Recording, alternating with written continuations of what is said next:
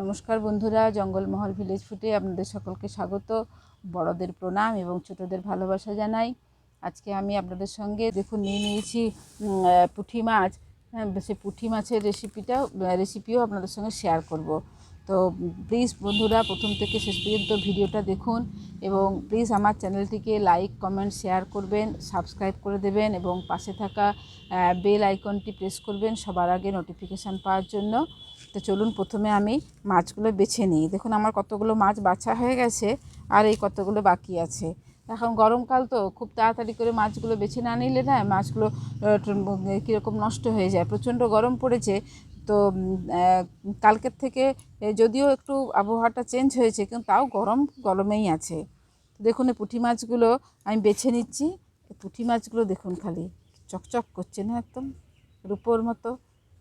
আর দেখুন পুঁটি মাছগুলো সাইজগুলো দেখুন, বেশ সুন্দর সাইজ। তা আমি প্রথমে পুঁটি মাছগুলো বেছে নিই। দেখে মনে হচ্ছে মাছগুলোর পেটের ভেতরে ডিম আছে। তো ডিম থাকলে কি হয়, মাছগুলো বাছতে গেলে দেখবেন যে ডিমগুলো বেরিয়ে যায়। কিন্তু আমি আজকে দেখিয়ে দিচ্ছি এইভাবে বাছবেন। ঠিক এই যে কানকোর নিচটায় এখানটায় ব্লেড এই বটি নিয়ে কাটবেন। এতে এই দেখুন তেলের অংশটা বেরিয়ে যাবে কিন্তু ভেতরের ডিমটা এই দেখতে পাওয়া যাচ্ছে না, কিন্তু ভেতরের ডিমটা ঠিক থেকে যাবে এখানে ভেতরে। এইভাবে কেটে নেবেন, দেখবেন তেলটাও বেরিয়ে যাবে, মানে ময়লা অংশটা যেটা বেরিয়ে যাবে, আবার ডিমটা কিন্তু ঠিক থেকে যাবে। দেখুন আস্তে আস্তে এটা বেরিয়ে যাবে আর ভেতরের ডিমটা ঠিক থেকে যাবে। আমরা এইভাবেই মাছগুলো কেটে নিই। সমস্ত মাছগুলো আমার বাছা হয়ে গেছে পরিষ্কার করে। এরপর আমি এটা ভালো করে পরিষ্কার করে জল দিয়ে ধুয়ে তারপরে ফিরে আসছি। মাছগুলো আমি পরিষ্কার করে বেছে ধুয়ে নিয়ে চলে এসেছি। এরপর এতে আমি নুন হলুদ মাখিয়ে নেব। দিয়ে দিচ্ছি নুন, অল্প একটু হলুদ, একটু সরষের তেল, অল্প একটু লেবুর রস। এগুলো দিয়ে ভালো করে আমি এই মাছটা মাখিয়ে নেব।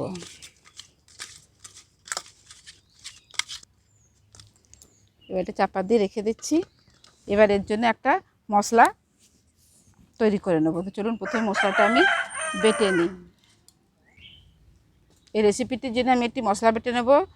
নিয়েছি দেখুন এখানে 3 কোয়া রসুন, অল্প একটু সর্ষে, অল্প বেশি লাগবে না, অল্প একটু সর্ষে আর এই 2টো শুকনো লঙ্কা। এগুলো আমি একসাথে বেটে নেব।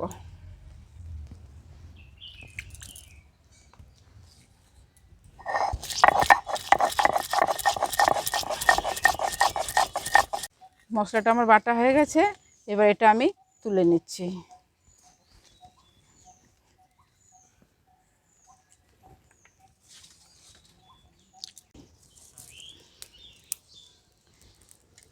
উনুন ধরিয়ে কড়াটা বসিয়ে নিচ্ছি। কড়াতে দিয়ে দিচ্ছি তেল।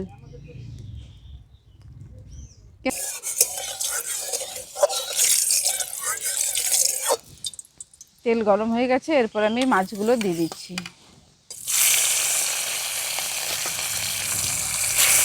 চলো নাকি হ্যাঁ, এই মাছগুলো একদিকটা আমার ভাজা হয়ে গেছে, এরপরে উল্টে দিচ্ছি। দেখুন মাছগুলো আমি এরকম লাল লাল করে ভেজে নিয়েছি। এরপর এগুলো আমি তুলে নেব।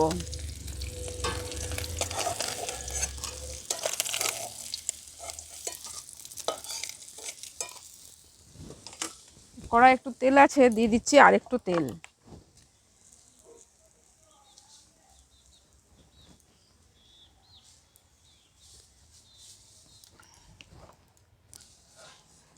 তেলটা গরম হয়ে গেছে, দিয়ে দিচ্ছি কালো জিরে ফোড়ন। এর সাথেই দিয়ে দিচ্ছি বেটে রাখা মশলাটা।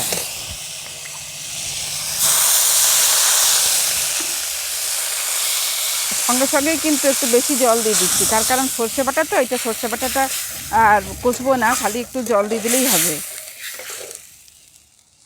দিয়ে দিচ্ছি পরিমাণ মতো লবণ, হলুদ গুঁড়ো।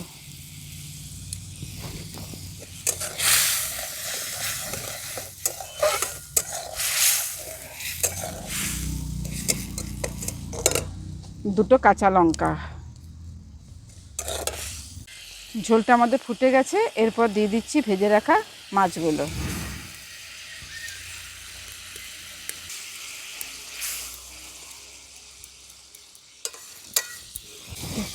পুঁটি মাছের ঝাল আমাদের হয়ে গেছে, এরপর এটা নামিয়ে নেব।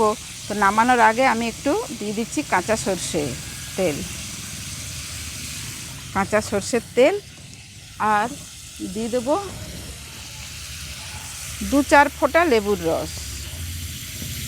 ব্যাস, দিয়ে এবার আমি এটা নামিয়ে নেব।